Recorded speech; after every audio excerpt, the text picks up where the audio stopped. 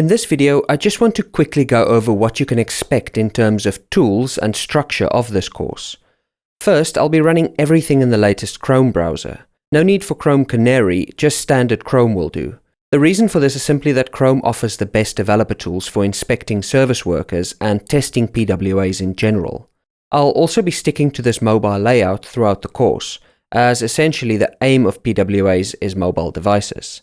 Sure, it's a given that your site or app should also work on a desktop browser, but responsive design is a subject on its own and outside of the scope of this course, so we won't be covering larger screens.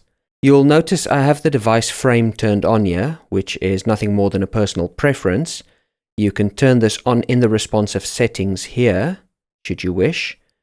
As for code editing, I'm going to be using the Atom editor, but any other editor will do just fine. We're only going to be working with HTML, CSS, and JavaScript, so nothing fancy is required. Then, the very final thing you might want to get ready before proceeding is a simple static file server of some sort.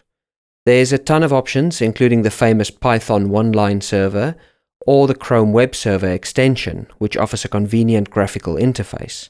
To use the Chrome Web Server app, download and install the extension, open the app, which launches a separate window, and choose the directory you want to serve, making sure the switch is on.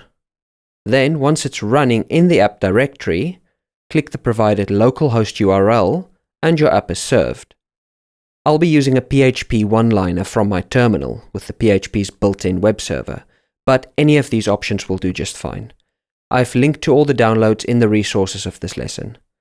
That's it for the overview section of this course. In the next section, we'll start writing some code and get familiar with the service worker.